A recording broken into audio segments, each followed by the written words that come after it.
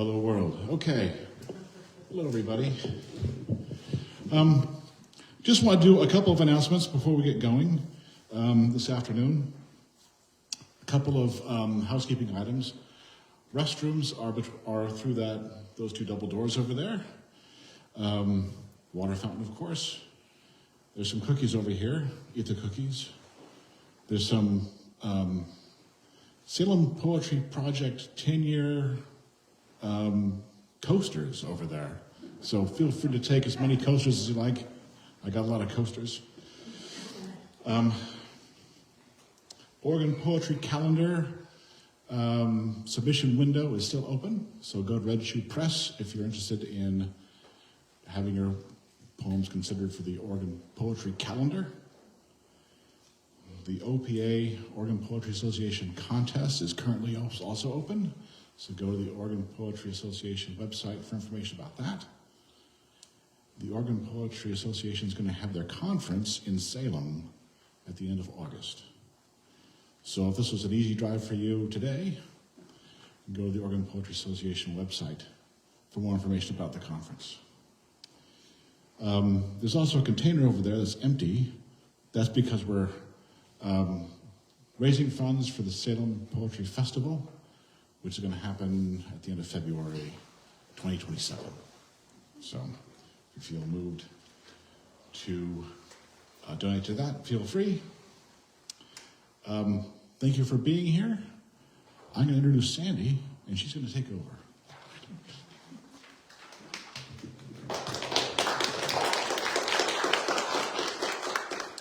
Thank you. That was Mark Jansen, but everybody knows him, I guess.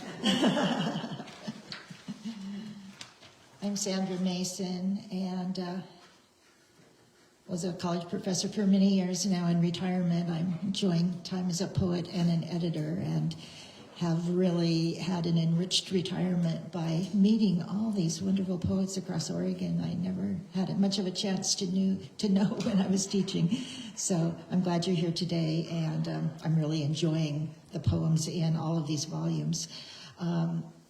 So I'd like to thank Mark and also Eleanor Berry and the other people who live in Salem who got together and thought of a date for this and arranged a venue, which is not always easy, I know. And Mark is also very busy with the Salem Poetry Project and doing all sorts of good things. So thanks for your participation and support of the arts. I also was lucky enough to sort of run across something probably on Facebook, a random thing. But no, I saw it on television, that was it. It was a commercial for Oregon 250, which is Oregon's version of celebrating the anniversary of the United States of America this year. And they said if you had an event that you thought celebrated Oregon in some particular way, you could apply. So I applied, and we did get accepted for the Oregon 250. Not that it attracted very many people, I don't think, but it was a nice honor. And so that appeared also on the website. This is the final reading for this season anyway, from this volume. And we've had readings in Newport, a Zoom reading out of Pendleton. A lot of people participated in that. One in Eugene, one in Ashland, one in Portland. That was put together by Lex Runciman. And the Ashland one was put together by Amy Miller. It's so great to have poets who are enthusiastic and energetic and will help you put together readings. And then now this is our Salem reading, which is great because this is my hometown. And Doug was just telling me that he went to Albany High when I went to North Salem, and we beat him at football. So you too. I still remember that. Okay. Well, this volume, Just Imagine Oregon Horizons, is the second in a series that I started last year or a little before last year. This is what it looks like. It wasn't necessarily meant to be a series. This was the Grace of Oregon Rain. And I had been in a writers group, the Tuesday Writers of Waldport, for a long time, maybe 8 years. And one of the writers in there was Ruth F. Harrison. And she and I met each other actually when our husbands had both died, and we met at Grief Group, and we both had our doctorates, and we both had them from University of Oregon. She was a little more esoteric than I, though hers was in medieval troubadour languages, something like that. Anyway, we had a lot in common, and she was a really great poet. She'd been writing for a long time, and so every week you had to produce something, which is the greatest thing about a writer's group. And so I started writing poems, and she was a great influence on me. And she had a wonderful poem that I liked about rain, as did another member of our group who also has passed on now, Shirley Plummer. And in fact, Shirley had written a whole chapbook called, not a chapbook, but a whole collection called The Task of Falling Rain. And so I thought of those, and I thought, I have some rain poems. And then I thought, I betcha Oregon poets have some rain poems too. And so I put out a call to some people I knew and a little wider, and got this wonderful collection. So there are a few of them over here if you're interested in. Every book over there that I'm selling is just $10 today. So that was the first one, and it went so well that I thought, let's do something else. And I'm always amazed by, because I live above the ocean but back a little bit, and I'm very much into looking out. You know, there's so much about looking out. Look out one way and you have the horizon, and look out another way and you have the ravine and the woods, and you know, it just, and then I think about what I love about the Willamette Valley, and there's a certain place going out of Salem towards Silverton where I just love looking out, and I feel so much at home there. And of course there's looking out at Mount Hood, and there's looking out at our Great Columbia Gorge, and there's looking up a stream, and there, you know, there's so much looking out. And not to mention Eastern Oregon and Southeastern Oregon, which has a whole different sense of place and being. And a lot of people have been to the Playa Retreat and had a lot to say about that particular area. So I just thought, you know, in a sense, we are who we are, partly because of the horizons that we see. And of course, being this kind of a critical mind, I started thinking about Oregon and history. And of course, there were people who were original inhabitants, but what I've been able to ascertain is that each group kind of used a sense of landscape and horizon to define their place. And then, of course, in the history of European settling of America, Oregon was always kind of a horizon idea, way out there. And so many ideas about what it would be like. And of course, I've loved it that my hometown is the Eden at the end of the Oregon Trail. But I was just thinking about that too, the idea of Oregon as a horizon. And so I was familiar with Frederick Turner's frontier thesis from the late, I think in the 1880s or 1890s. And he talked about how the people who gave into that urge to seek out the horizon had a particular kind of character, personal character. And one was a willingness to try new things. Another was a sense of self-reliance or self-sufficiency. And another was a social consciousness to try to make things harmonious and better. Of course, we weren't always capable of doing that in Oregon, but it's still, I think, kind of indicative of the character of Oregonians, which I always find to be a little bit different from the rest of the world. So this came together, and we have lots of readers here today, and they're wonderful poems. So I thought I might start out by reading the opening poem of the collection, which is by a poet you may or may not know, Penelope Scambly-Schott. Penelope was from, I believe, New Jersey originally. And she came here, I don't know how or when, but she has lived in Portland, and then she discovered Dufur.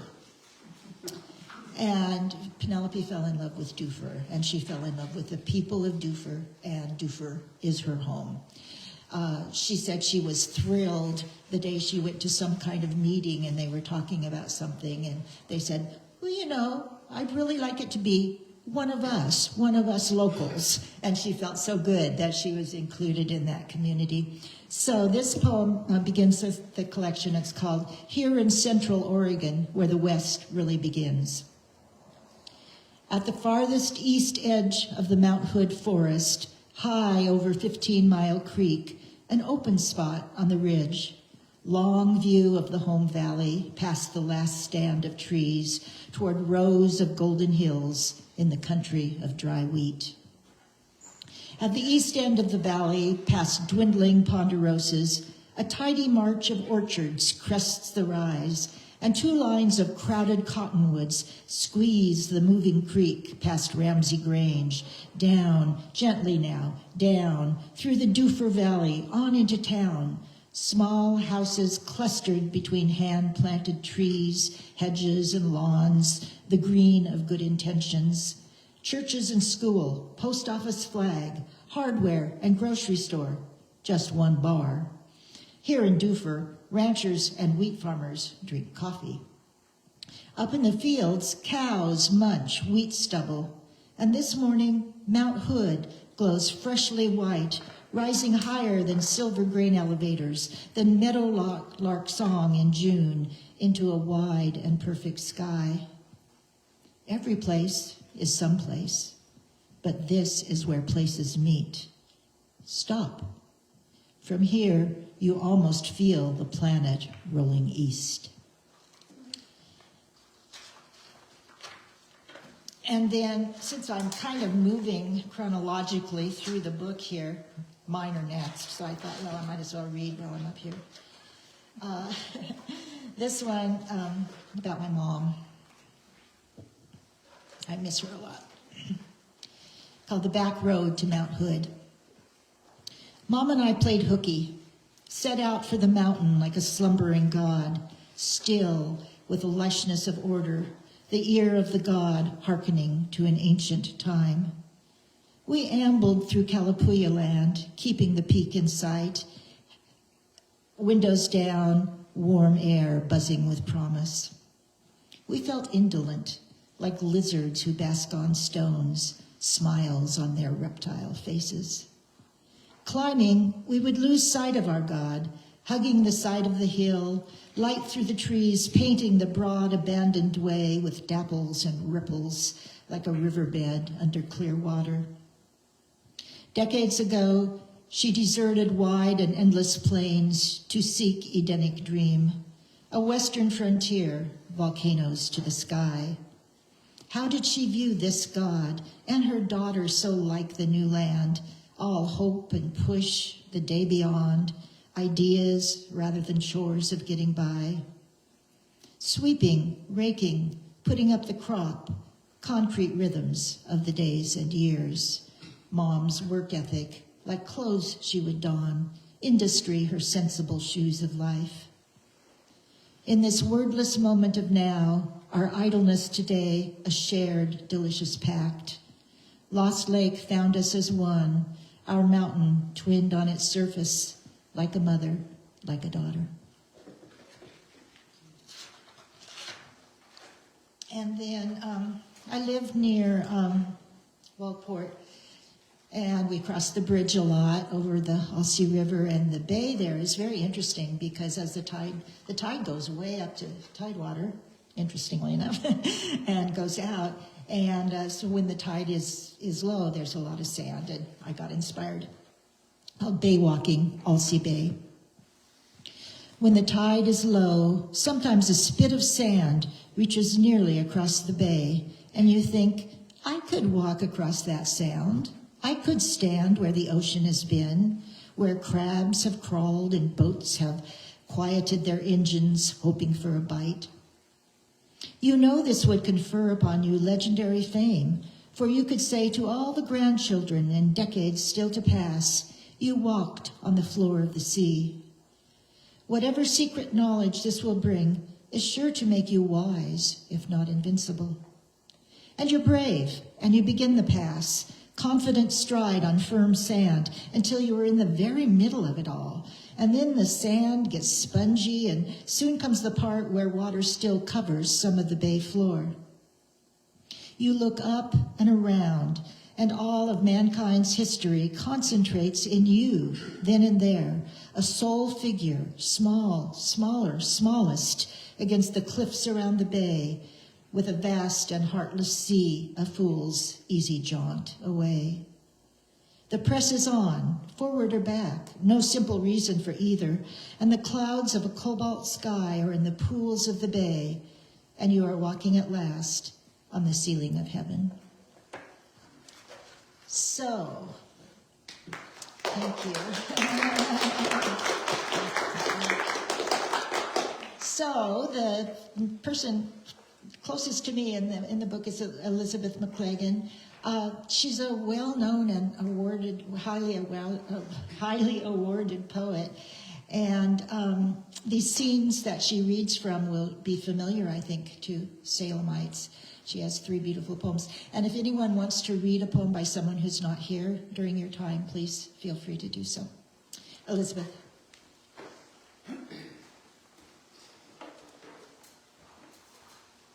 Thank you, Sandy. And thank you all for including me in this beautiful anthology.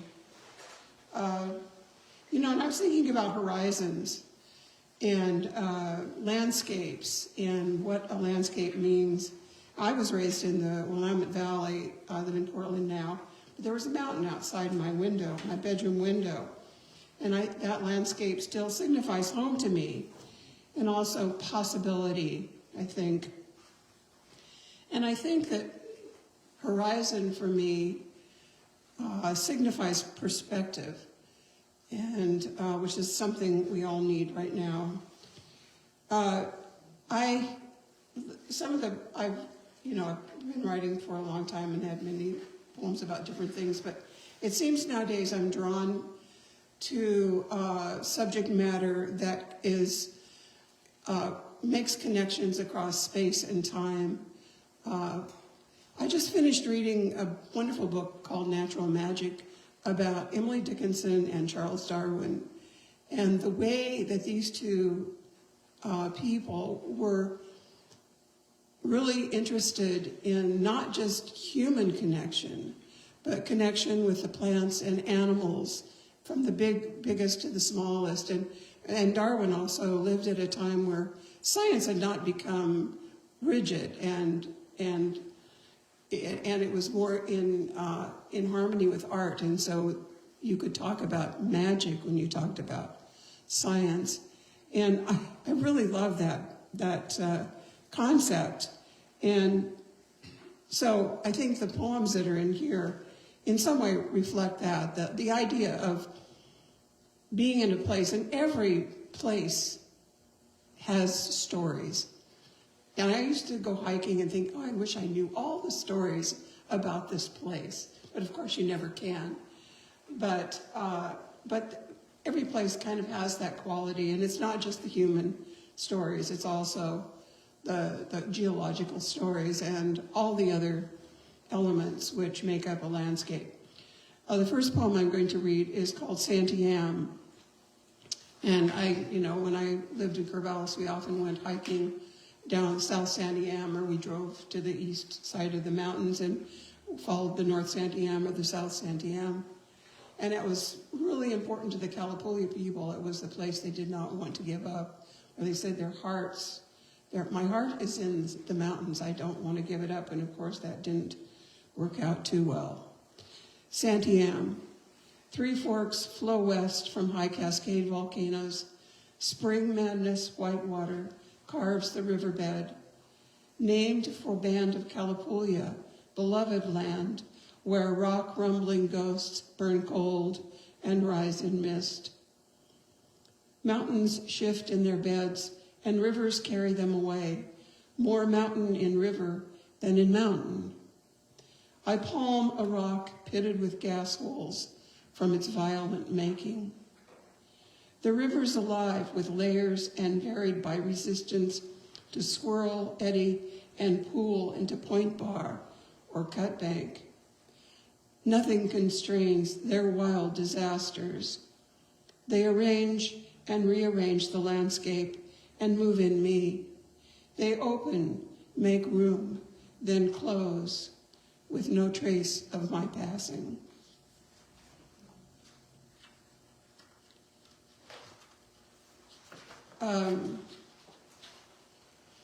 The second poem is also kind of about Central Oregon, the Mill Creek Wilderness, which is more on the east side, actually. It's east of Brineville. So my husband and I have been hiking there, and it's a really interesting place. And also, I'm really interested in geology and the history. During the pandemic, we spent a lot of time doing hikes and learning about the geology of Oregon and how it was formed. And so that kind of worked its way into this poem, because right there in Mill Creek Wilderness, there was a lot of early landscapes and early rocks. This is called Headwaters, Mill Creek Wilderness. Somewhere flat, remote, and boggy, near the top of a ridge or at the edge of an old caldera, erupting when Oregon was a coastal, semi-tropical rainforest. The air filled sometimes with ash and rumbling, the extinct rhino relatives lifting their heads from grasses to wonder at the sound. But now it's a trickle leaking from porous rock. The sparse winter snow is gone, the wilderness is drying, and we're walking a shimmering river and the green line it feeds. We stop to fill ourselves with its gurgle and pitch. The winter river built itself into torrents, carving a deep canyon, and our trail rises above it, the canyon itself too narrow and steep, a refuge for birds and the four-footed ones. From the edge above, we hear singing. We'll meet this river again on another trail where it enters a wider canyon and the flow slows and meanders. Biologists will search for trout redds and will scan the meadows for wildflowers, lift our eyes to dry ponderosa hills. I don't want to watch the river vanish. Some years it never reaches its confluence, the water lost to hayfields and the grazing ones. I'm not ready to leave the remnant goodness of the afternoon. I meander, empty my mind into headwaters. Let me be fluid and flowing and flown.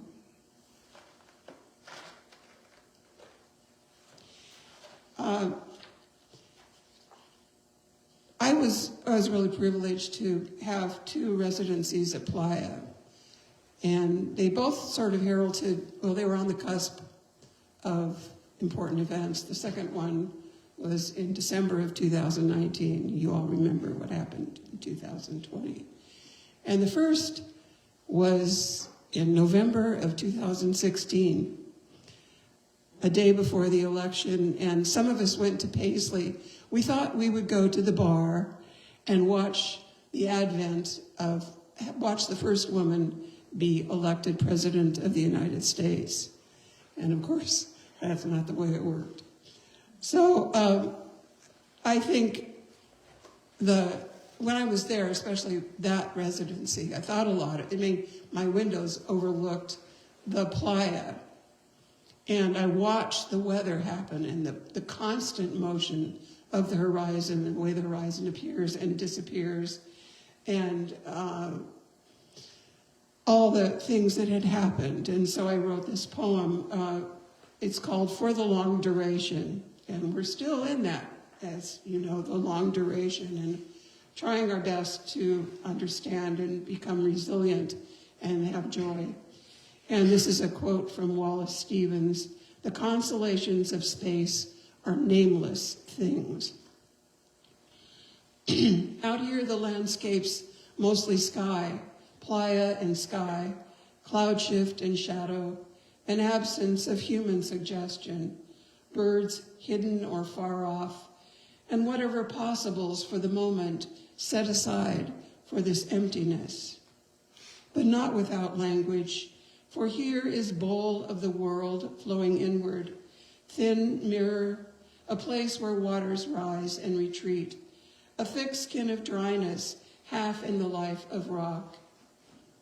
If things were going to trouble her, at least she could say playa, basin, range.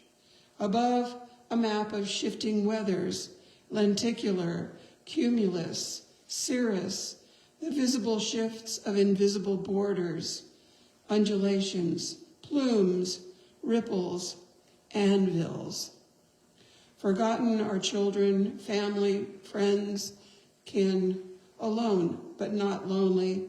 Solitude a revel, responsible for nothing, greedy for gorgeous nothings. All day she watches the shifting curtain of Virga, the rain which never falls to earth, the dust storm's monstrous smokes and exhalations. There will be trouble, but here people have also traveled and lived as long as people have traveled and lived. The sandal people, the petroglyph people, the people who left their marks in a snake cave, now mostly gone, but not all gone. Modoc, Paiute. She imagines prayers addressed to the gods of windstorm over the playa, ridge of blue immensities, bone, breath, cell, space. Out of borrowings, accretions, excesses, redundancies, particles flowing and flown, she finds herself as one of the named things, one with the nameless. Thank you.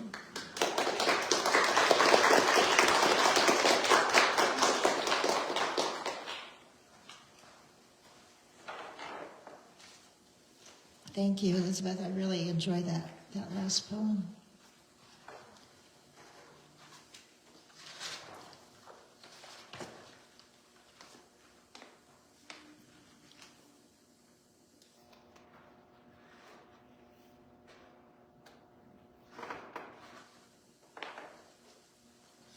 I'm looking to see something here.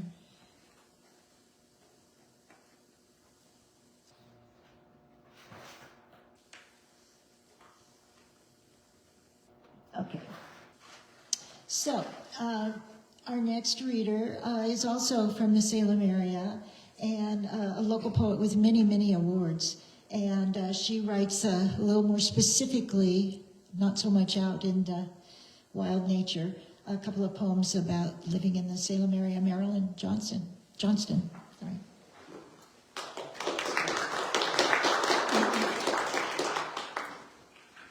Hello, so good to be here.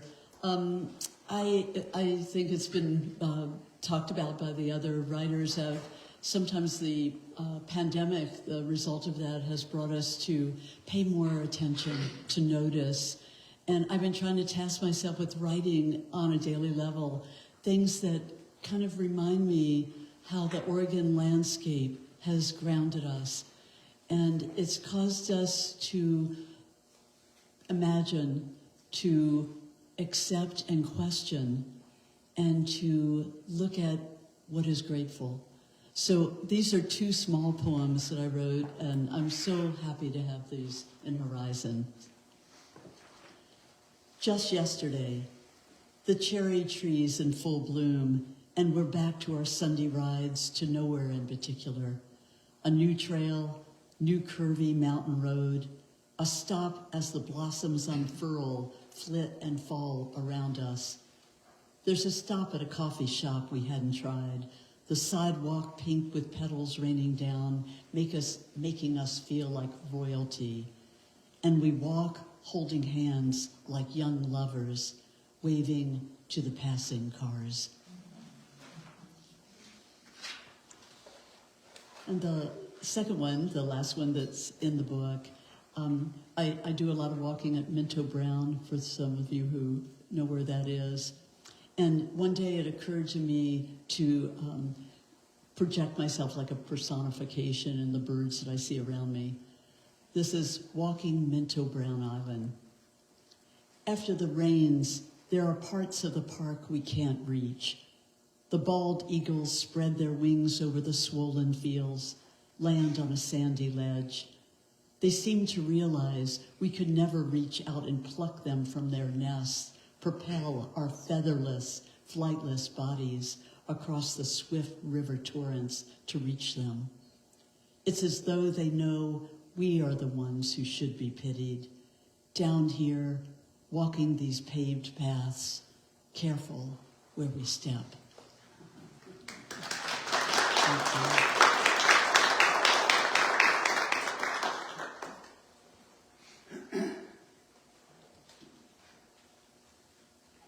Thank you, Marilyn. I'm pleased that Barbara Drake is here. Barbara's, one of our eminent degrees of the poetry world and a dweller of the Yamhill Valley, and after growing up in Coos Bay, I think. So Barbara thrives on observations about the natural world, and she will read to us some almost like travel logs today. Do you need a chair? Are you okay? Pardon? Do you need a chair? Are you okay? No, I'm good. Okay. I'm good. We walked 2 miles this morning already, I know. so that's good.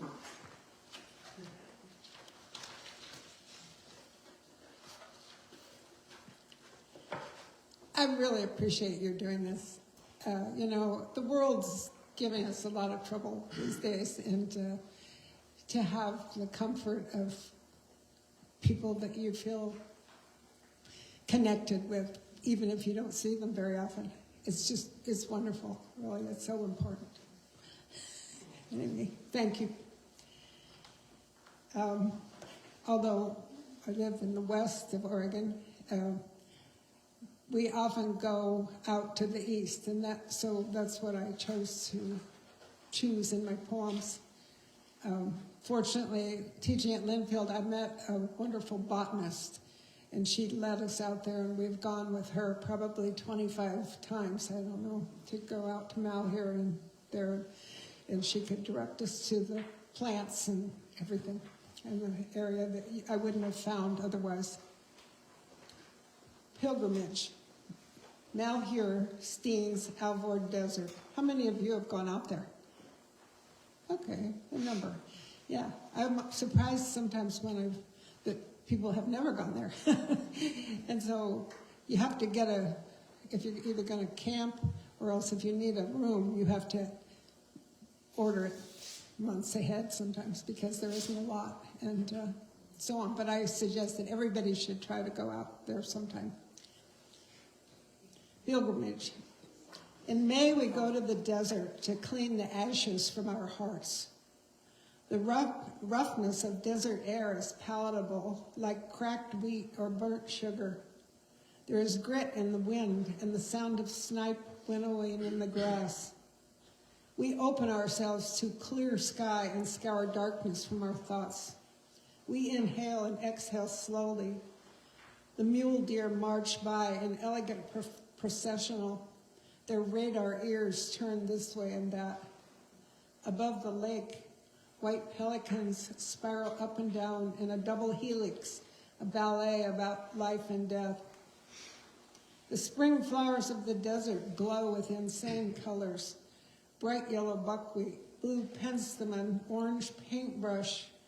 Ascending the red slopes of Diamond Crater, we stare into the great Mar, which has been holding its basin of blue water for at least 7,000 years, as if waiting for God to come down and drink there. I'll go on, but have you been to the Great Mar? Anybody been to the Great Mar? Wanting clean curves and distances, abstract shapes and long views, for a while we leave behind what is too generous, too easy. We go to the desert so we can return home to blurred edges and live again among forest pastures, soft pasture. The Mar is a volcanic thing, and it's got water, and thousands of years it's always got water. It's a mysterious thing, and I take pictures of it, and I want people to see what it looks like and how big it is, and every time it just looks like a puddle. Right. Have you been there? No, I just know. But I feel like to not be able to capture it. Yeah, I keep trying to take a picture to show how this volcanic pool is, and oh, yeah, it's just a little hole in the ground with water in it, but it's really big. To go to a different part of the state, I wrote this poem about Oregon caves. How many of you have been to Oregon caves?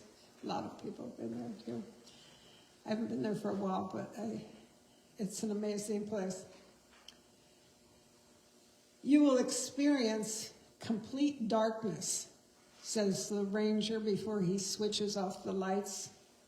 Where moments before we stood in a lit domed cavity on a graded metal ramp above a clear stream, the ranger refers to as the river Styx. Darkness swells. It fills the cave and us. Put your hand in front of your eyes, says the ranger's disembodied voice, and when I do, it is true. There is nothing but blackness, proof of the old expression. So dark you can't see your hand in front of your face. A few drops of water land on my head from rain seeping through stone. In 1874, or possibly 1873, by the time he recorded it, he was uncertain. Elijah Davidson went out with his dog and gun.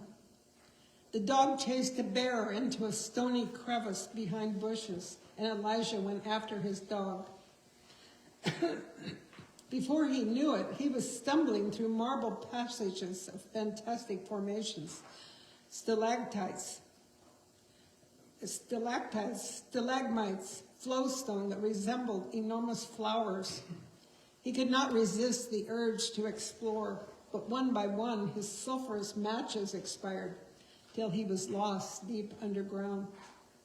Only by listening to the sound of running water that through millennia had carved the caves, and by wading downstream, did Elijah manage to find his way out. When at last he saw a dim glow and emerged from the cave, it was evening, almost dark outside. In the failing light, Elijah lay exhausted on the grass and dreamed of oblivion, only to be wakened to life by the wet, warm comfort of Bruno, his dog, licking his face.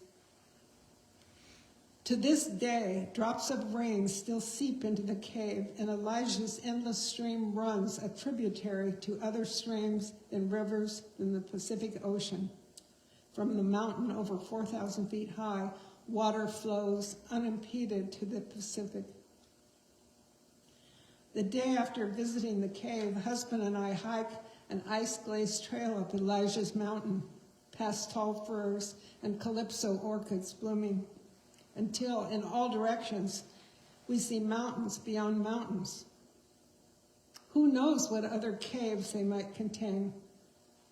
Spring snow begins to fall.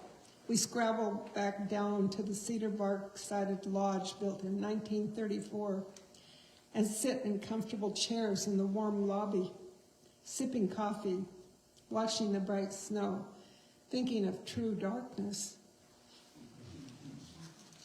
I think it's so neat that the water from there will go all the way to the ocean without any blockage. And this is long. I don't know. I hope. Can I go this one? It's a long one to Malheur. Again, road trip, Malheur. The two women working in the Fields Cafe both called their husbands Dad. Dad and Dad come in to eat supper time spaghetti, as we do, hungry after our long drive across the state from the Salem Valley. We brought our homemade West Side wine to drink with dinner and offer a glass, but one dad tells us his choice is Franzia. He drinks a tumbler of it with his spaghetti. On the wall, a sign announcements. Have you been out to Malheur, to this restaurant? This old place? No? Well, they keep track of how many things you eat. On the wall, the sign announces we have sold 829 famous milkshakes since January 1st. We have sold 1,056 hamburgers since January 1st. It's only May. Before we leave this place, we'll try both and raise the bar a little. The BLM guy tells us this time each year, milkshakes begin to overtake the hamburgers. By midsummer, milkshakes will rule. The price for a motel room is displayed on the back of the menu. Tempting. Last night we slept in the back of the truck. But today, consider renting a room because a storm is blowing in, wet and wind that drove us off the back roads we've been exploring. No good getting stuck in desert gumbo, but the few rooms have all been rented. The truck will do. We have a mattress in the back, warm sleeping bags, pillows, wool socks, a watertight roof, sleeping spoon fashion. We don't need more than this. This is part 4. Fields is home to half a dozen families and at least that many dogs, most of which are lounging in front of the store when morning comes. Missing my dogs left at home, I say howdy to these scratchy, hairy chins. 5. Birds sighted this trip. Bristle-thighed curlew, 1. Black-crowned night herons, 8. Great horned owls, 2, with babies, 2. The owlets, not yet fledged, stare at us in the shade of black cottonwoods. And there are yellow-headed blackbirds, avocets, willets, whimbrels, red-legged stilts, killdeer, coots, cinnamon teals, shovelers, tundra swans, sandhill cranes, white pelicans, Canada geese. More than we can count. White-faced ibis, like figures on the wall of an Egyptian tomb, flesh purple and green, iridescence and black. One golden eagle on a telephone pole dries his feathers. Our catalog of plants spotted includes yampa, bitterroot, winterfat, wild onion, calichortus, paintbrush, lupin, lupinus, bidlii, and others less rare, larkspur, sagebrush, saltbush, phlox, ephedra, or Mormon tea. At the winterfat site, we climbed a ridge and found the bitterroot in bloom. Tasted some, also wild onions, yampa roots, all once harvested by Native Americans here. Yampa tastes a little like celery root or turnip. Bitterroot is astringent. Noxious plants we see this trip include cheatgrass, knapweed, star thistle, perennial pepperweed, Mediterranean sage, invasive species like us, but we do our best to treat this landscape well. We promise we won't take root and spread however much this place charms us. 31 miles north of Fields, Mickey Hot Springs has been fenced from cattle since we were here last. Under a chilly sky, I soak my feet in one tolerable pool. My skin prickles, legs look greenish, right beneath water. In other hot pots, mud boils and bubbles, water but scald. The geyser is a foot-high spout. Some of the pools are empty now, where water found its way elsewhere. But you never know on this volatile surface, it could come back. It is kind of odd. You walk on this and you know there's boiling water under the ground, and there could be something where you fall in, but you take it. And almost the end here. On the playa in the Alvord Desert, a salt white 12 by 5 mile area. Someone once set a land speed record, but it's now forbidden to racing. We go to the middle, pose in the flatness to have our pictures taken. We were here. And 9, the last stanza. Next day, the dads are back for breakfast. The storm has passed, and the kind ladies of Fields have pancakes and bacon on the griddle. Well fed, we will invest the day in wildflowers, birds, distances, light. Once I thought true Oregon was only on the west side of the Cascades, that east was wasteland. Now I can't get enough of this broad sky, this world we have ridden to its end and its beginning. Thank you.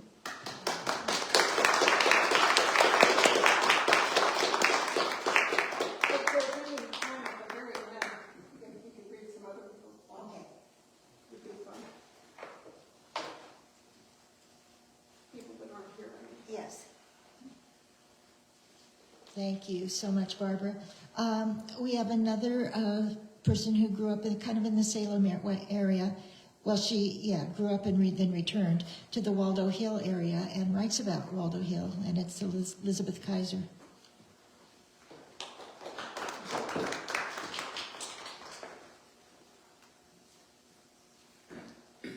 I wrote a poem a few years ago entitled Staycation, about why I never traveled. So I'm getting my fill of travel today. So these poems are a little more personal, and I think 2 or 3 people here have heard at least 2 of them before.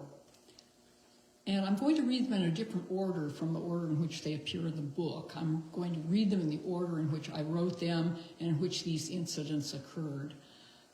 Sandy, for good reasons, changed the order, and they work perfectly well that way, but I just want to do it, the way I designed it originally. The first poem is called Morning on Waldo Hill, and this was written just 2 months after I began writing poetry. And I began writing poetry about 6 months after the death of my mother. And I was still living in our family home in the Waldo Hills area, east of Salem. Morning on Waldo Hill. I wake up early this Thanksgiving Day as light streams through my bedroom window shade, not from the sun, which won't be up for hours, but from a magisterial moon. Just after dawn, I beckon to my dog, and we set off upon our morning walk, grateful for cloudless sky and crisp, cold air, for crunch of frost-encrusted leaves beneath our feet. Skirting a neighbor's woods, I think I see a lone coyote slink in shadows there. Far overhead, I hear the wild geese cry. Upon the ground, they've left my dog a feast. Between the earth and sky appear 6 birds. They're pigeons, though I think of them as doves. 5 of them are gray, but 1 is white. They circle several times above our heads. We climb to the cairn where ashes once were strewn, and where more recent ones will come to rest. I view 2 mountain ranges, 5 snowy peaks, fields, farms, and forests, a deserted road. No peaceful country ours, but country peace can still be found by those who seek it out. As we descend, the pigeons reappear and circle one last time as though to bless.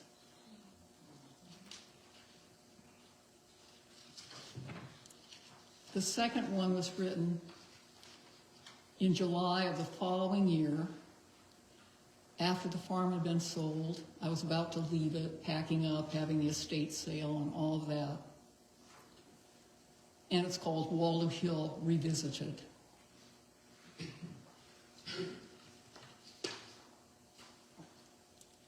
One, it takes a carving knife to pry the lids from cumbersome containers long on attic shelf, but now on kitchen counter. We then extract from them the sacks, pull at the drawstrings, and peer within. The ashes in his cotton sack, a decade old, are, well, ashen, while hers at just 1 year are milky white. It is her 100th birthday, which we once hoped to celebrate.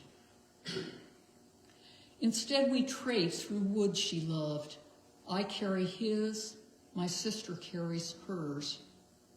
At the pond we pause, and by prearrangement part. Moving clockwise around the pond, I sprinkle moist fern fronds, watching at what has been bone dry become a paste, coating the vegetation. Some I cast into the pond itself, as if to feed the fish and frogs, whose stentorian voices still. Halfway round we meet, nod silently, and pass. Tossing gray ash upon the white, I wait to see if their remains will do what they themselves could never do, mingle, meld, and become one. Leaving the pond, we climb up Waldo Hill, once topped by oaks, since crowned by a cairn. Years ago, with her whose ashes we now bear, we came here with our sisters. Exchanging burdens, seemingly no lighter, we circle, pass, and scatter as before. Except that I, in one grand gesture, clamber up the cairn and, heedless of safety, unleash a shower of stones. Surmounting the summit, I thrust my hand into the bag and fling from me one final fistful of my mother.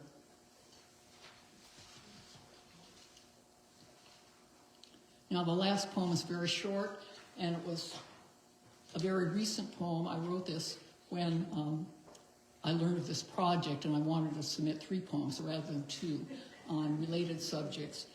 So I was sitting at my desk wondering what on earth I was going to write about when I looked up and I saw my mother's painting of Waldo Hill sitting right there next to the desk, or had been hung right there next to the desk.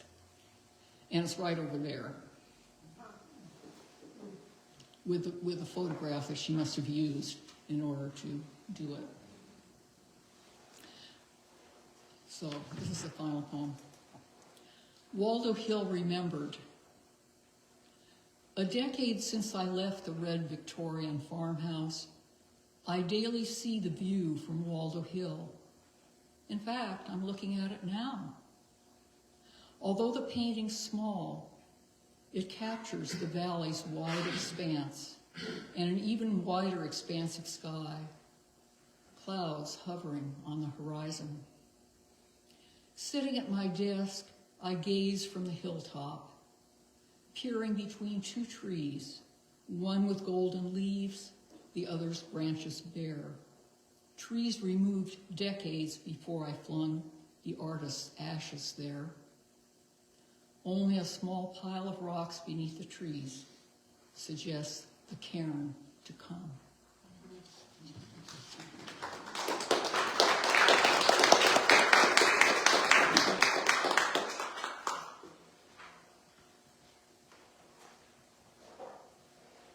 I love the perspective of those 3 poems. Thank you. Well, next we have Eleanor Berry, and everybody knows Eleanor. She was longtime president of the Oregon Poetry Association and also inspired and encouraged so many other poets. They've testified that to me several times. And she writes here about wildfire and its results. Eleanor.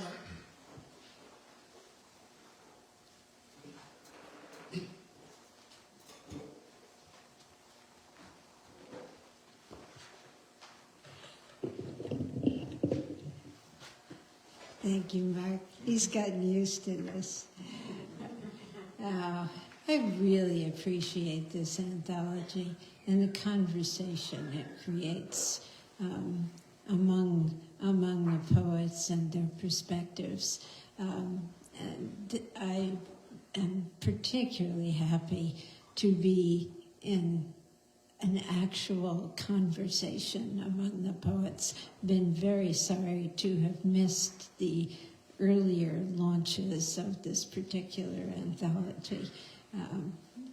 And it's wonderful to hear what I have, until today, only been able to read in this form, the galleys. And I have a couple of poems here that come from the same place in the Santiam Canyon, but as has been reflected in others' poems, places change their aspects, sometimes quite quickly. And I'm also going to further the conversation a bit with at least a couple of other poets' works. This is the earlier one of mine, And I have Sandy to thank again for this one's having appeared in a book. It was in a book that Sandy prepared for Turnstone Books of Oregon, as these anthologies have been prepared. It's called Where Gravity Has Brought Them. Jutting out of the ground, its thin, gravelly soil, the rocks are the bones of the land, its ribs showing, hips and elbows protruding. Kicked loose by the hoofs of the cows as they lurch heavily down the slope, the rocks are great eggs this land, once riverbed, now lays and lays.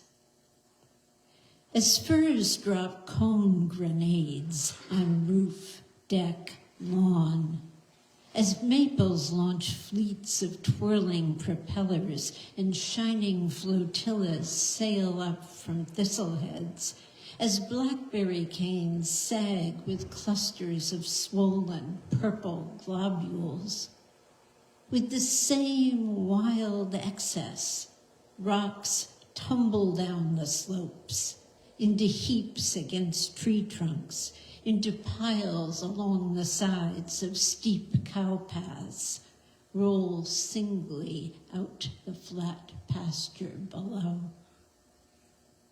There they are, like unforeseen troubles, old sorrows, undeniable hard objects we stumble on, sometimes fall. But when we heft them, they fit our grasp, worn to hand-sized roundness by the ancient river. And when we leave them where gravity has brought them, they startle us with beauty. Dark gray against the ash gold of dry summer grass. Well, one of the things that has delighted me about this anthology is the way the poems, as Sandy has arranged them, seem to talk to each other. There's wonderful juxtapositions, and one juxtaposition that personally resonated particularly with me was that my poems are companioned by Vince Wixon's right before them. As it happens, Eric Muller's Trap Rock books published Vince Wixon's The Square Grove and my Green November at just about the same time.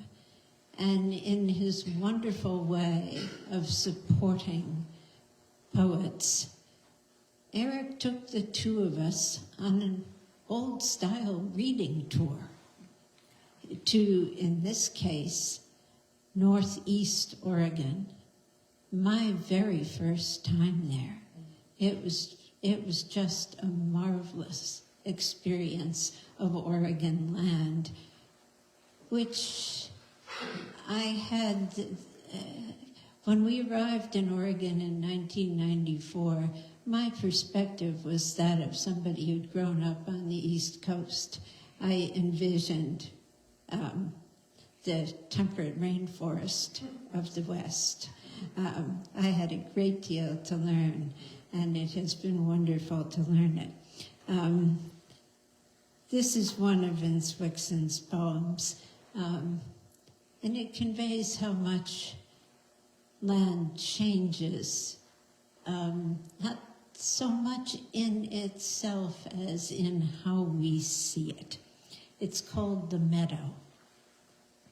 It's warm here tonight in the western part of our country. Nothing apocalyptic can happen without foreshadowing. Where do things go now that gravity is broken and the meadow tips up like an emptying grain wagon? The meadow narrows into night. Things not rooted funnel like crystals urged into a vial by an insistent finger. It's just a trick of the failing light. Nothing is slipping away. Tomorrow, the sun will glint off dewy grass as if nothing has happened.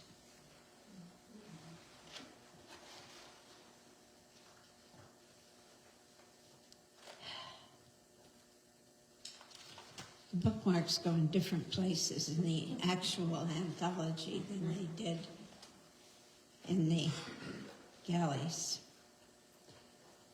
Well, sometimes they change in themselves, and it's not only how we look. This is called Landscape of Fire.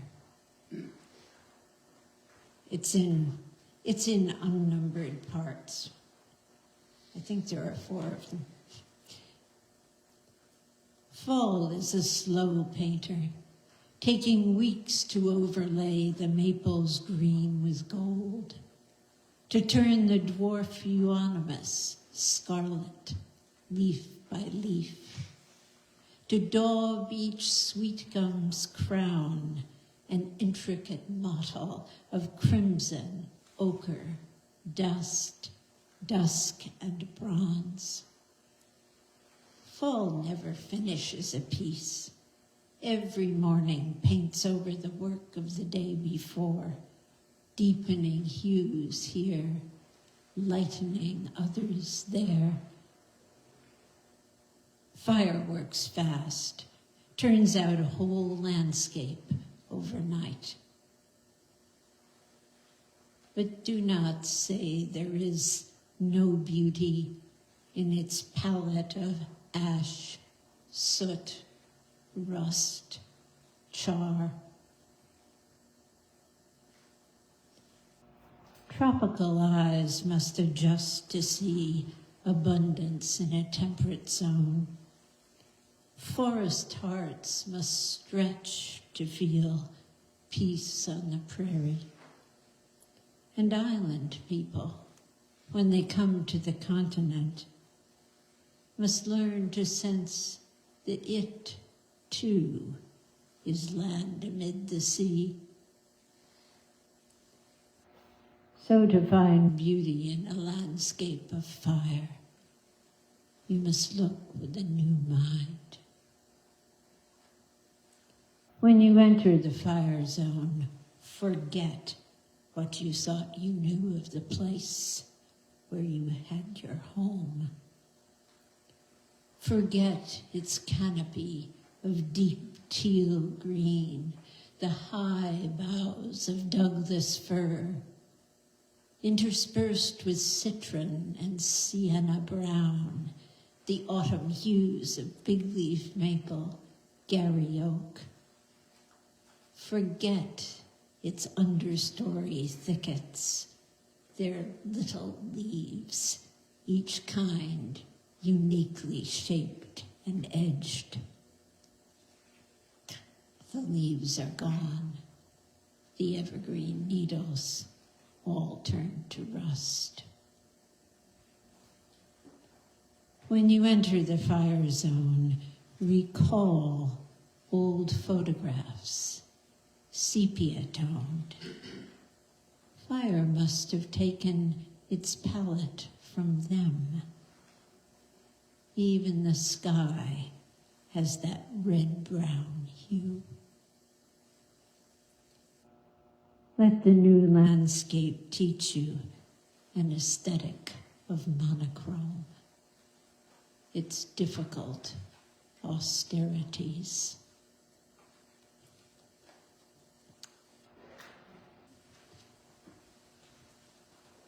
I'm going to read a very different poem because one thing that struck me is these poems teach us that Oregon land is also land that has been built and changed by humans. Oregon land is built environment and people. This is a rather short poem by Lex Runciman, and it's an epistolary poem, and it makes conversation with fellow poets. The poem itself. Letter to Rutsala from Selwood. Dear Vern, you've been gone years now, longer than the house next door, demolished bite by backhoe, hydraulic bite, ancient knob and wire, lead and leaky pipes, fissured concrete, stick walls, gable ends, snapped, pummeled, loaded into the troughs of trucks. That was months ago. Now, rain's back, that dirt's gone to green weeds and burrowed holes squirrels have dug for walnuts and hazelnuts buried ceaselessly and without maps.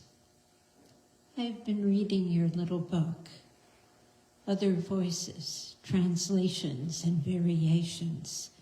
You knowing it's all and always just that. Translating and singing the given variations. Your absence registers here. Your rooms conjured and gone. Lone evenings into darkness, sleep unwilling. Old walls and memories settling in their joins. Rock plaster, rafters, sill and joists. And you, deep in a chair, or sat at your kitchen table, wondering again how you got here, how any of us get anywhere, when it started, how to live it, when it might end, how the best questions stay. Lex Runciman.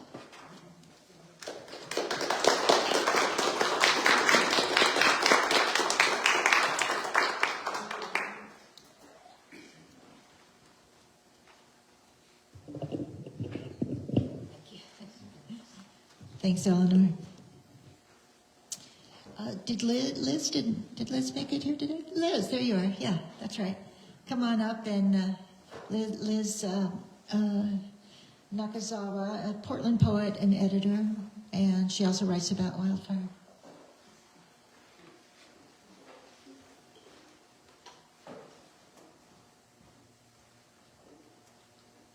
Thank you so much, Sandy. It's a lot of work, and whenever I say thanks to Sandy, it's a lot of work. She always goes, it was so much fun, so I'm glad it was fun.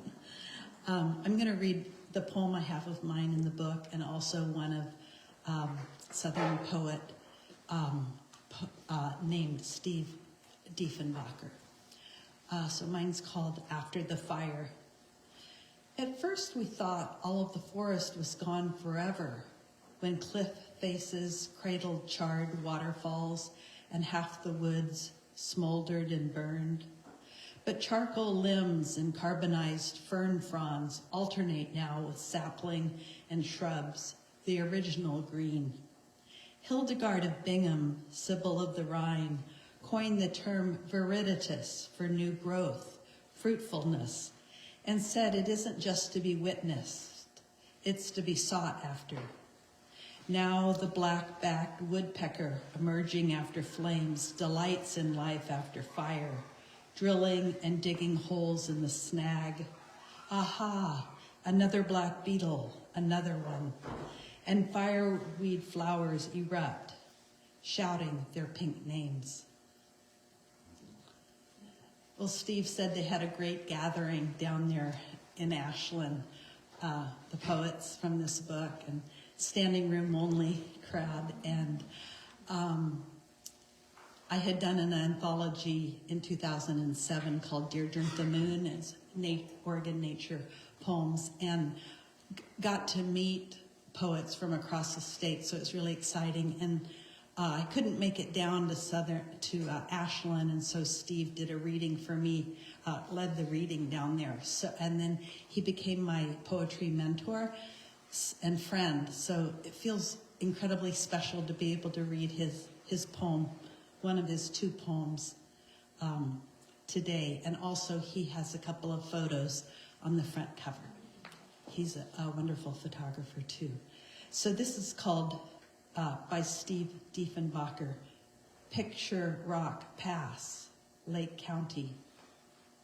Below this modern highway, a land of antecedents, etched lizards and circles, pits of broken stones. Beside the old wagon road, rutted with boulders, rabbit scat, breadcrumbs, one day's leavings. Eternity is a faith this sky defies. Patterns of flux breathing over a deer's bleached bones. There's so much with assonance and sounds with poetry. It just feels delicious to read his poem. Just feels good on my tongue. Thank you. Thanks, Sandy.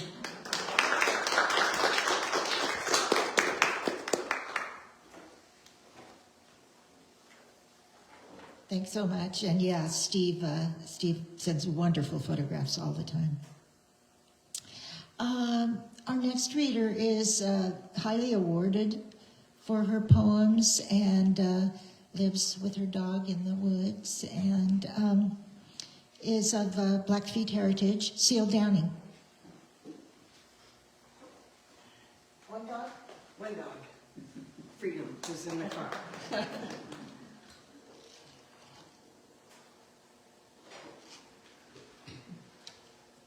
Well, I'm Seal, and my Blackfeet name is Mutai Akski Pixie Aki. There'll be a brief test afterwards for you to pronounce it. See, I'll get close to them. Oh, thank you. The poem that I wrote in here, by the way, thank you, like from my heart's core. I am so humbled to be in this company. Thank you. This poem called Gugung came from about 3 different sources. I was not raised on a reservation, and so when I became an adult, I made absolutely certain that I was going to find out everything I could about every native nation, and I went around and lived in each one of them for a brief period of time. And the first one was Kuslorangkwan Sayusala, and after they were teaching me for a while, I said, okay, I'm still a little confused. What does time immemorial? How long have you been on this land? You keep saying time immemorial, but I kind of need a number. And the guy was like, he humored me, and he said, it means time immemorial.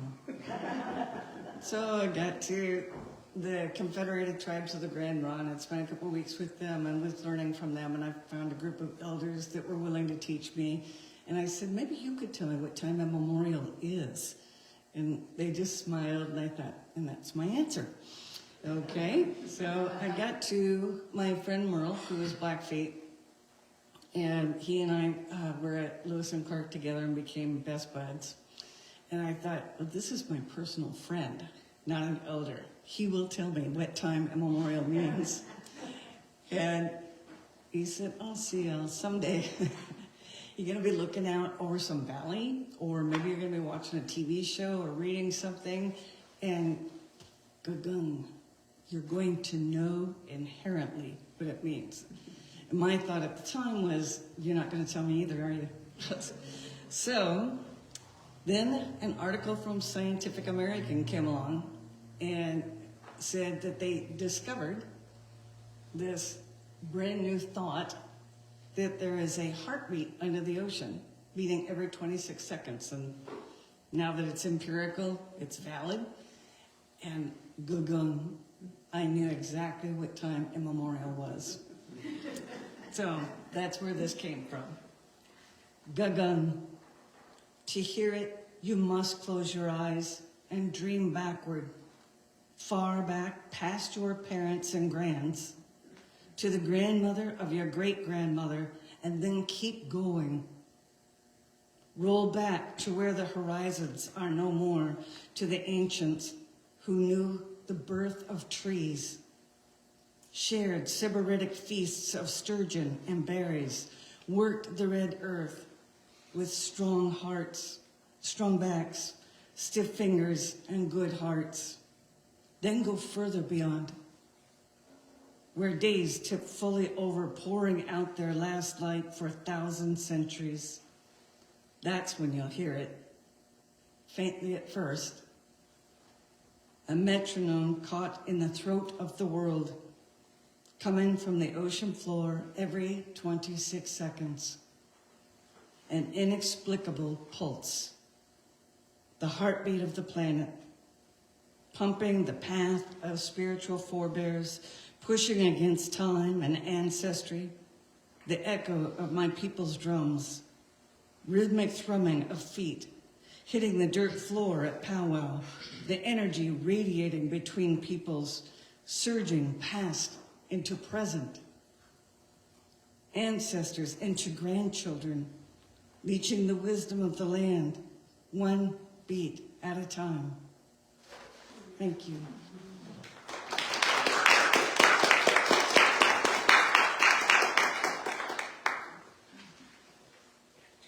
That's one of my favorites in the collection. Whenever Seal isn't there, I read it. Karen, I think you fit in somewhere here. Karen Keltz lived in Eastern Oregon. We had that in common, LeGrand, yay. And moved to Tillamook and is now moved to Forest Grove. But she has some wonderful poems about early days in LeGrand and other things. Karen Keltz. Do you need a chair? No. Okay.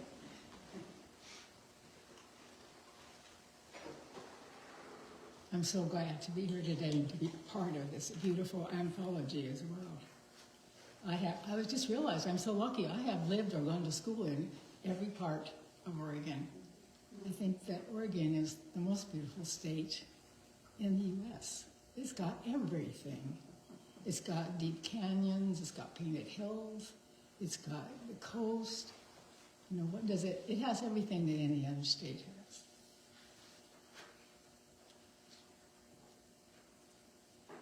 Getting wood with Dad. Wood heats twice, Robert Frost said. Once chopping, once burning. I think my math is better. I say the memory of wood getting years and years later heats once more our hearts. On a summer's day, wearing chocolate brown cotton gloves too big for us, and long sleeve shirts to save us scratches on the arms, we ride with Dad in the old clunker pickup, with the whiskey flask under the driver's seat, up to Mount Fanny.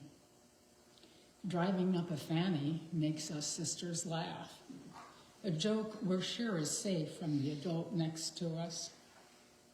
His ears immune to silly Twitter. Dust follows us like beggars trying to join our family.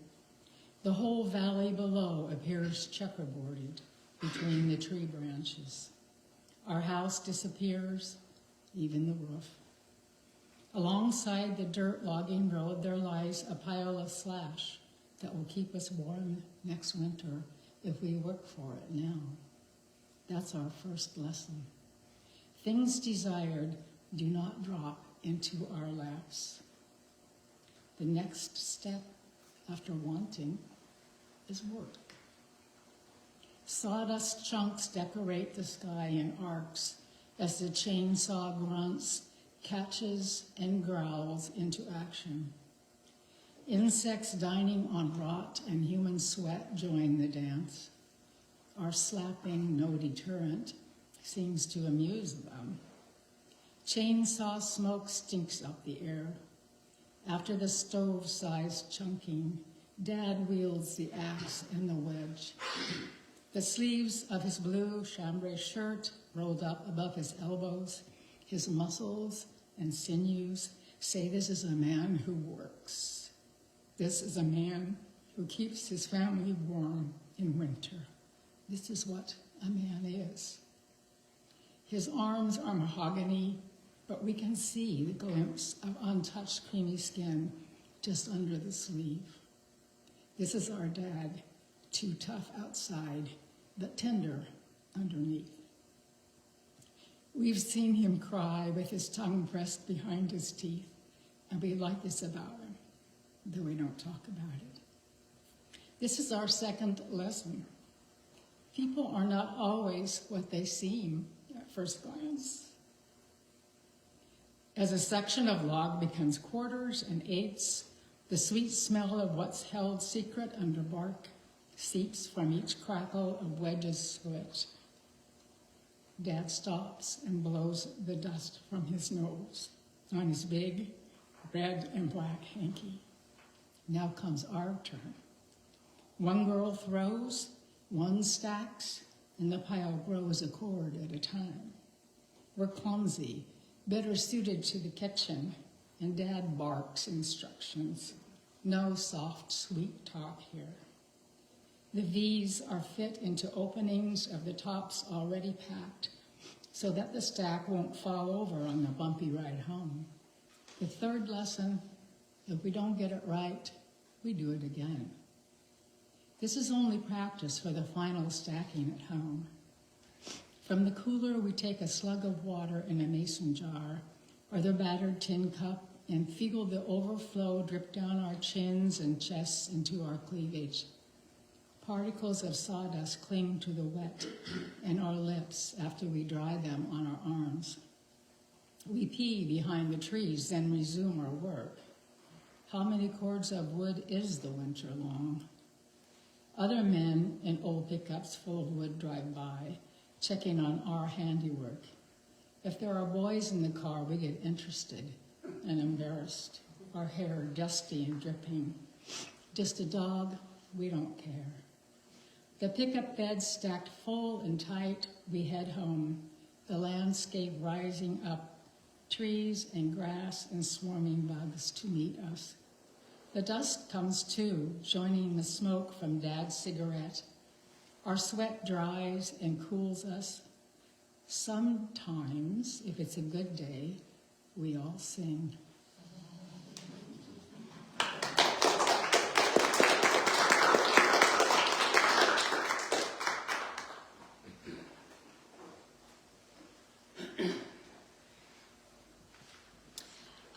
Doug Stone is a fourth-generation Oregonian, and he has really great stories from his family that he'll tell you if you ask him. He's the author of 3 collections, and will read to us today.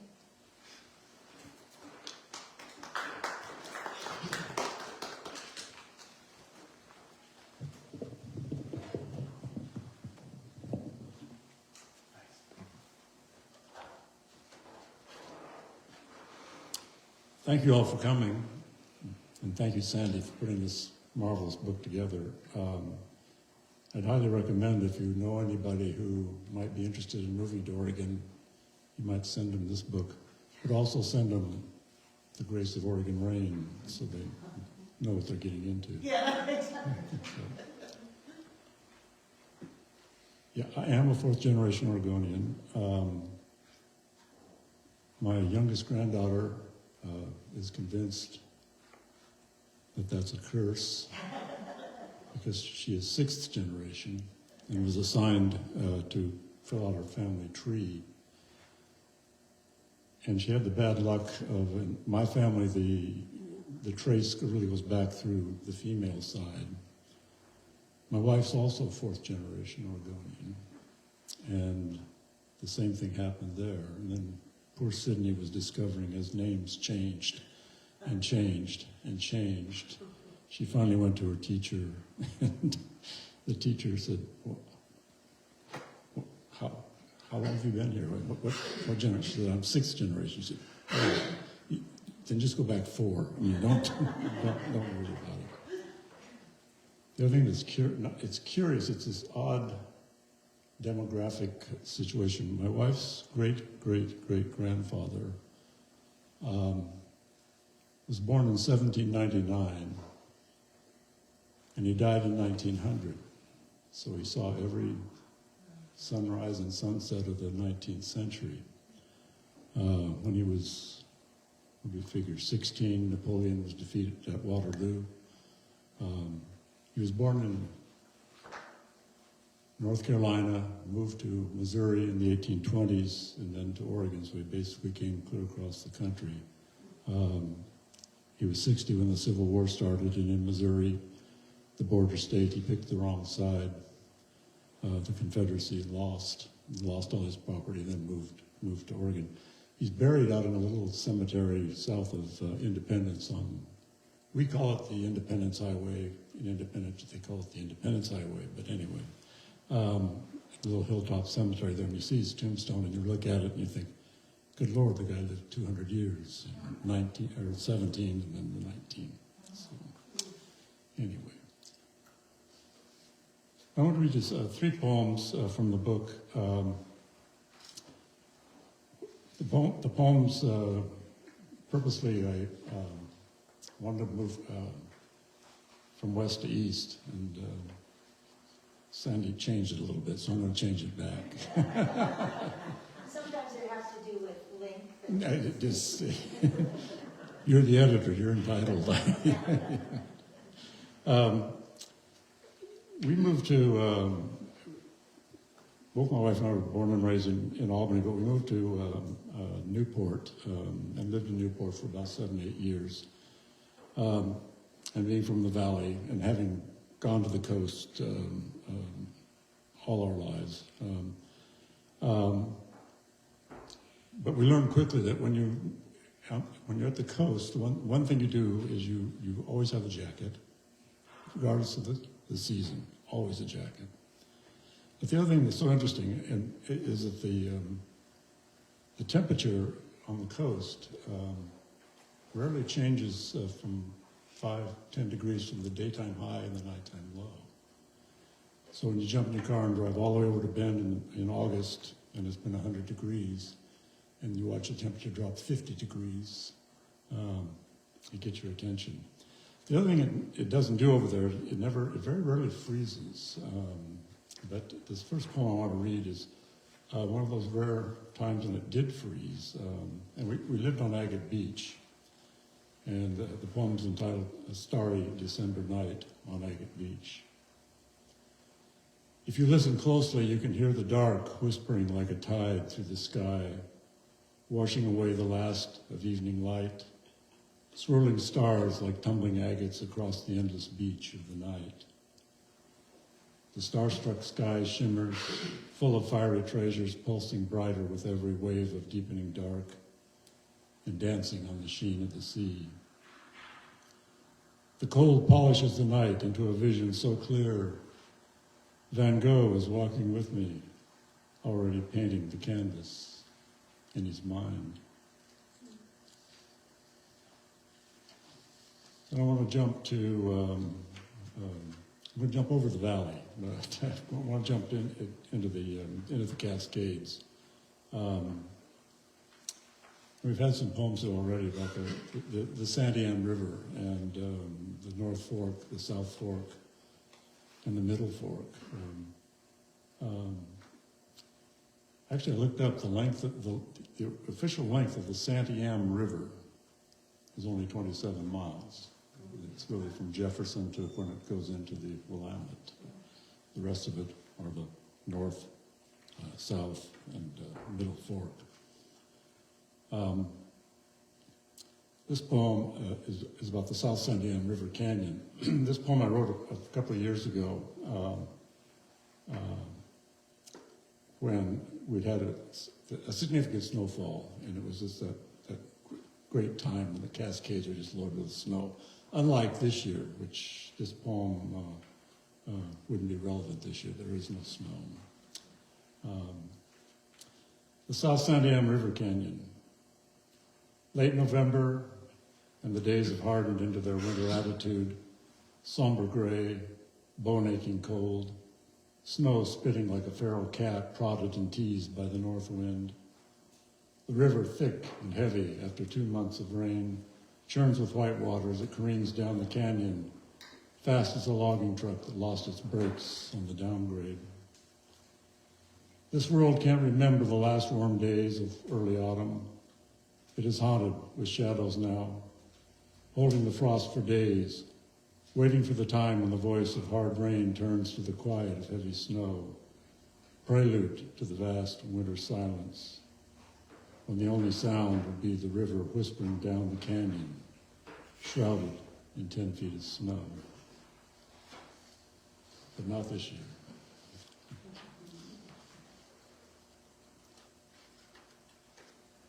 Oh, I want to move further east now, to the high desert.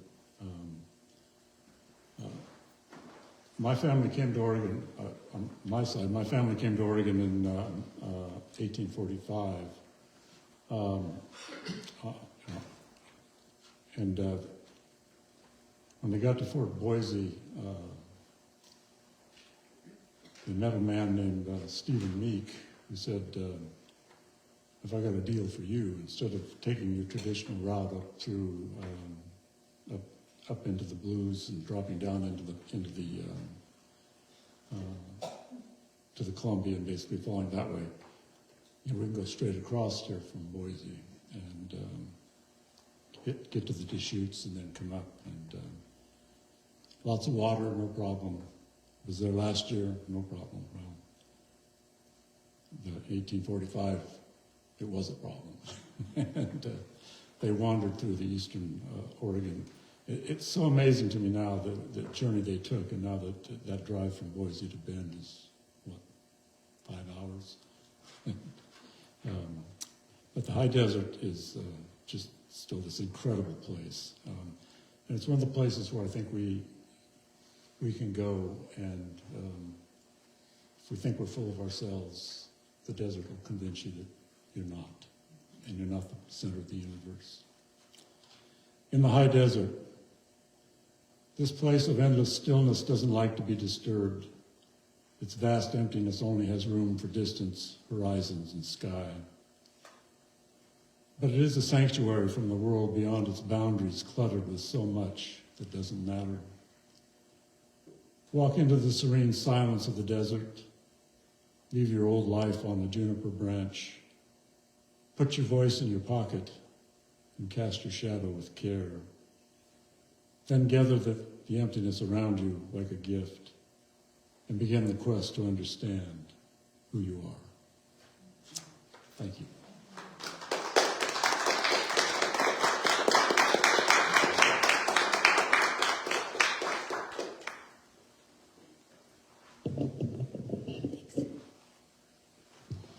So our last reader today, and then if we want to read a few from people who aren't here, we may, is Richard Robbins. He's a provocative and accessible poet, in my point of view, and a returnee to Oregon after time in Montana. And Richard Robbins.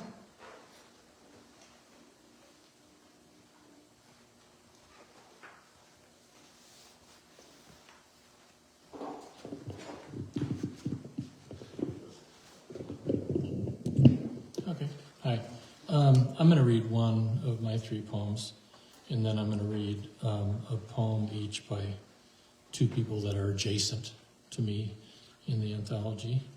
So mine is called In These Foothills. You're not the first to stop here and then start over.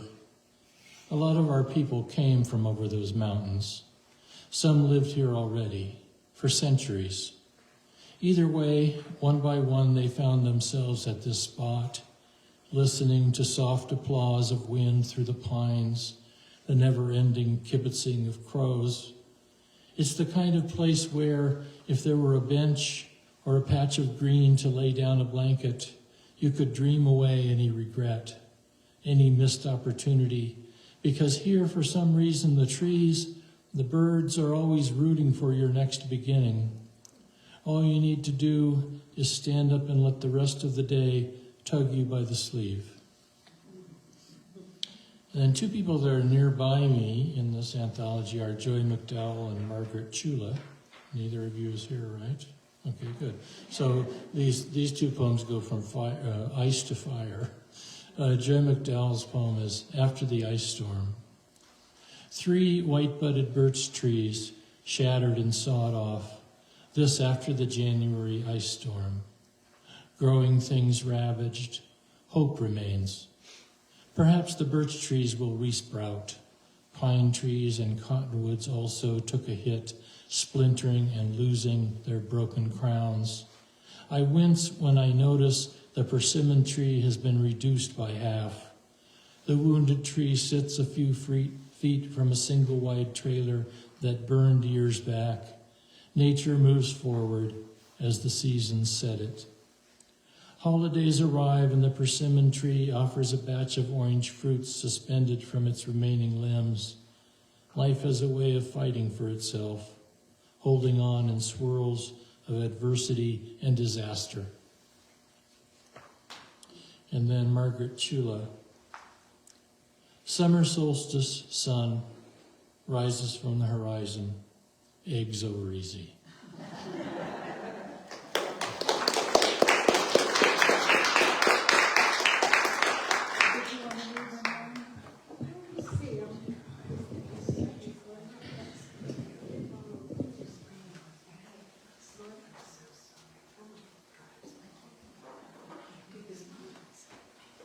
If anyone wants to read, Barbara will read. I just read one poem, and I like this image of sky and water and things going up and down in this poem of his, Moving into Night. Mark lives up in Forest Grove, you know, where he is. He's up there. After dinner dishes have been washed and put away, I walk down to the dock. Clouds hover against snow-capped peaks. The sun already below the horizon turns glaciers pink. Shadows stretch across the hills like blankets being drawn up for the night. Along the distant shore, one last fisherman trolls for kokanee. Below my feet, trout meander between pilings, glide over dappled stones. The moon rises. On the water, it is shattered by each wave. With cupped hands, I scoop up a brilliant shard and wash my face with wet light. Soon the wind dies and the moon is again whole. Pale stars, floating lanterns dot the lake. I untie my boat, shove off, and lifting the oars, row across the heavens. I like that image of the sky and the water coming back and forth, and the idea of picking up a brilliant shard from the water and washing his face with the wet light. I love that and the rest of the poem. I thought was good.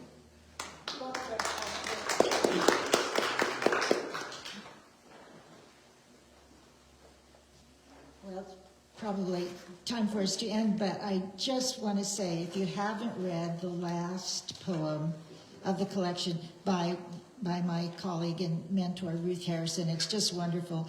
It's called Night Lights, and quickly, I won't read it, but I'll just quickly say, it's Christmas Eve, she can't sleep, she gets up, and she can see the ocean from where she lives, and she looks out and she can see, and you can see, you know, often because of the tide, you see a light come and a light go of the crab boats that are out there. I call them opals on the sky, on the ocean there. But so she sees a boat out there, and then on a whim, because she's feeling lonely and the only one awake, she plugs in the Christmas tree so that the light shines out, and then she feels that the light comes back to her from the boat and that they're communicating with each other.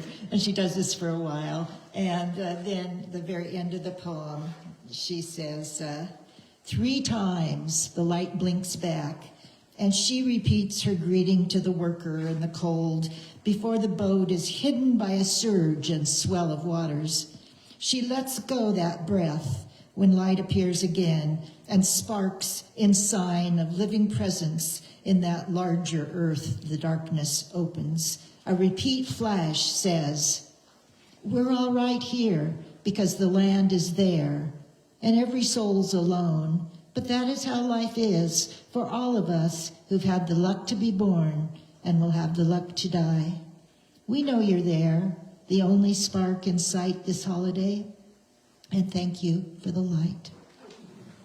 So thanks so much for coming and for reading. Thank you. Thank you, Sandy. And if somebody is watching the live stream, how would they get this book? Did you ask me something? Yes. If somebody's watching the live stream or on YouTube, how would someone get this book? The book is available on Amazon, and it's also at Grassroots Books in Corvallis, and there are some at Broadway Books in Portland, and there are some at the Earth, Fire, Water, Ocean Gallery in Seal Rock, and at the Books and More in Yachats. So far.